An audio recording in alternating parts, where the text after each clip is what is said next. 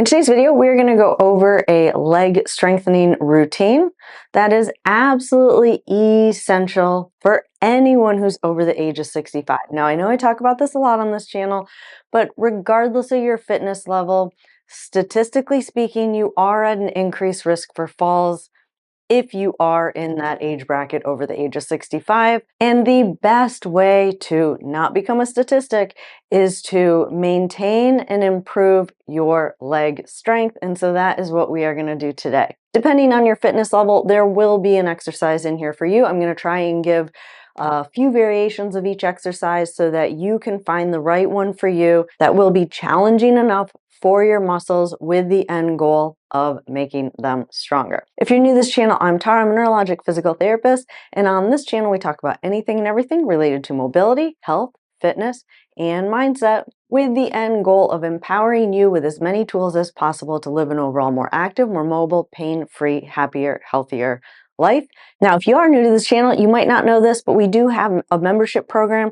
With your membership program, you do get access to all the PDF handouts that go along with these videos here on YouTube. In the handouts, you will find pictures and descriptions of all the exercises that we go through, so you don't have to keep coming back to this video and watching it. You can easily implement them into your daily routine. To learn more about our membership programs and to sign up, you can visit rehab-hq.com. And now let's go ahead and dive into the exercises.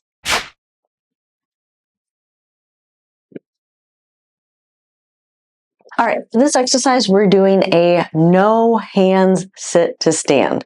Now, this exercise is not just for leg strengthening, but this is to maintain your overall mobility. The last thing you want to happen as you age is that you cannot stand up from a chair. So practicing this no hands sit to stand every day really does help you not only develop the muscle strength, but also like the neural pathways that help us to coordinate the right muscles at the right time to get up out of a chair. So there's a dual purpose to this. The way that you make this more challenging is you lower the surface that you are sitting on. You want it to be challenging, so it feels like it's difficult, but set yourself up for success. You do want to be able to successfully be able to get up from the surface that you sit down on. So low enough that you're being challenged, but high enough so that you can be successful. My rule of thumb is if you try something 3 times and you fail 3 times, don't try it a 4th time. Switch to an easier variation of the activity. Okay? So keys to this one are nose over your toes, butt up first, and then chest up. That is the strategy or the technique that you want to be thinking about, the cues you want to be telling yourself, especially as you age. Same thing on the way down, chest down, sit back over the chair, down, slow. You want to be able to control the descent. If you can't control the descent without using your hands, then this is definitely an activity that you want to work on every day. The goal is that you can control the descent, meaning that if you needed to stop midstream, you could do that. Okay? Nose over your toes. We're like a teeter-totter. This is our fulcrum. We're trying to get some of that body weight onto the other side of the fulcrum. Butt up, stand, chest forward, butt sits back, teeter-totter, fulcrum, trying to distribute the weight onto either side of our feet, down, slow, lean, butt up. Now, if we're going to go down onto a lower surface, the reason we practice those mental cues is because for some of you, you're thinking that's pretty silly. I don't need to think about leaning forward, fulcrum, getting weight off of your bottom until you try and do this from more of a squatting position. And then you will realize just how important your positioning is to leverage your body weight and leverage your leg strength in a way that you can do a more challenging version of a sit to stand. So chest down, butt back, fulcrum, some of that weight off your bottom on the other side of the feet, down, slow. Same thing on the way up, fulcrum, teeter-totter, trying to get some of that body weight onto the other side of your feet, butt up first, and then up. Okay, so Hopefully, for those of you that can easily get up out of a regular height chair, you are ready to start challenging yourself onto a lower surface again to develop and maintain your leg strength, decrease your risk of falls, and improve your overall mobility. But now let's go on to the second exercise.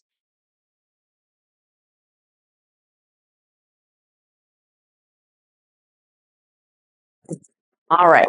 This one is really isolating those hamstrings and those glutes. Again, let's try and do a strengthening activity with something that's also functional.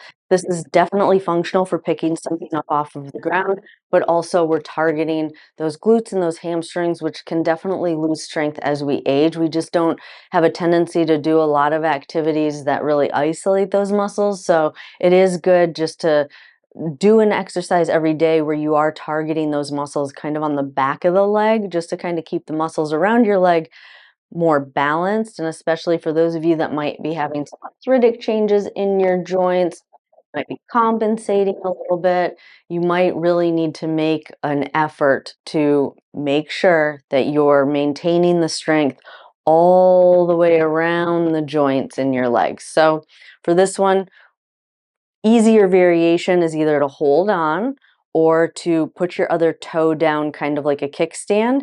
You're going to hinge at your hip, soft knee, forward and back up. If next more challenging variation is to not hold on. And then an even more challenging one is to try and lift your back foot as you bend forward.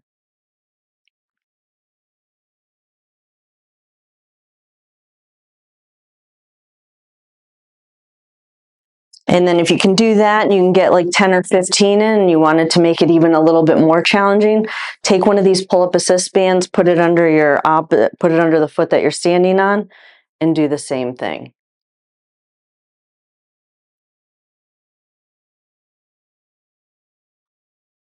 So really, regardless of your fitness level, for those of you that are more fit and this looks easy, you can make it as challenging as you want once you start adding a resistance band. Just make the resistance more challenging if it seems too easy. You should be able to do 15. So if you try a harder variation and you feel like you can only do like 5 or 6, I would drop back down and do the easier variation. Again, kind of shooting, make sure you can do about 15 of something before you move on to a more challenging variation.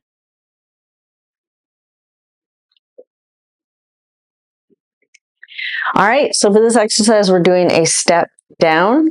Now, of course, this is also functional for descending stairs, also for getting down to the floor. Again, like I said earlier, if we can make it something that's functional and works on building strength, it is a win-win. The nice thing about step downs is you're working the easy control of a muscle. Very, very important. Our muscles kind of have two different ways of working. They can work concentrically, which is when the muscle shortens, like a bicep curl. That's a concentric contraction of the bicep. An eccentric contraction is where the muscle is contracted, but it's lengthening. So if you were to bring your arm up with a weight in your hand and you were to lower your hand, your bicep is working eccentrically.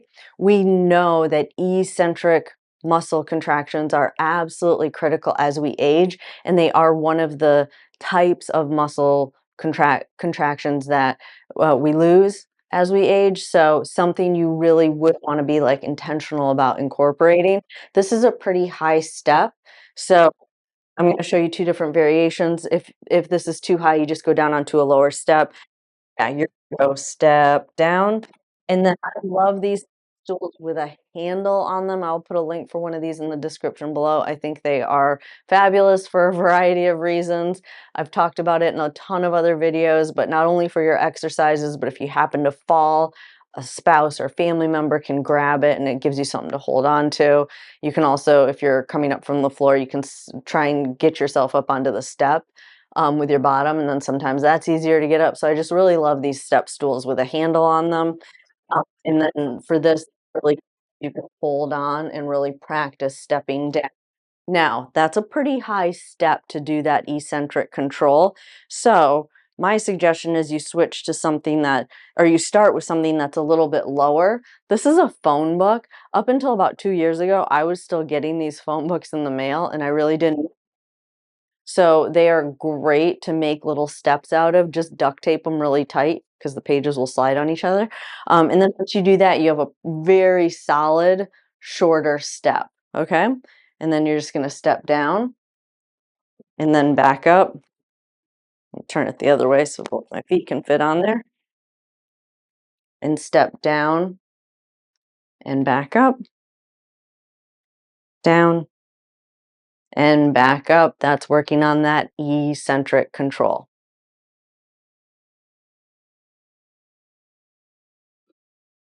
Okay, now I know what you guys are thinking. That exercise looks super simple, but I will tell you it's pretty challenging. Get to about number 15 or 16 and you'll really start to feel it. That's just because as we age, these are muscles that unless we're intentional about working them, we don't really isolate them a whole lot, and they are absolutely essential to keeping our hips level when we're walking. So definitely an important exercise, especially for those of you that might be having some arthritic changes and you kind of have a tendency to compensate or not put as much weight on that leg because it's painful. These muscles do have a tendency to get weaker, which then kind of contributes to the knee pain. So it becomes like a vicious cycle. So especially for those of you guys who feel like you're having arthritic changes in your knees, hip abduction and standing is absolutely essential on both legs. Now, if you're whatever leg you're standing on, you are working both hips. So the key is just soft knee on the leg that you're standing on, and you're just going to lift the leg out to the side. Try not to tip a whole lot. Try and keep your shoulders or your chest vertical as you move that leg out to the side. I would do this every day. And actually, I do some variation of this every day. So, but especially if you're over the age of 65, absolutely essential, and do that on both sides. Okay. And then the final exercise in this series is going to be toe walking. Absolutely an essential activity. I have noticed people that come to me, sometimes their walking is off and they don't really know why. And through a series of tests, we discover that it is their calf muscles that are actually becoming weak. So, especially if you feel like you're having some sort of difficulty walking or you feel like your gait looks off or looks funny, the first thing that I would check is to see if you can toe walk. If you go to toe walk and you immediately drop on one side, that's probably a sign that your calves are weak. But also, it's even if you don't have weak calves, keeping the ankles strong, in my opinion, is absolutely critical to decrease your risk of falls as you age, maintain your overall balance, confidence with whatever activities that you enjoy doing so you don't have to worry about falling. Anyway, very, very important to keep those ankles very, very strong.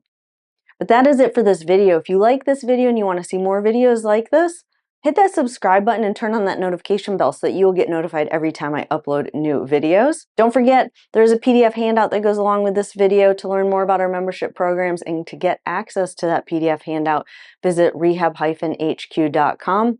Once you sign up, you will see on your dashboard a link that you can go to download all of the PDF handouts that go along with these YouTube videos. I enjoyed spending time with you guys today, and I'll see you in the next video. Have a good day.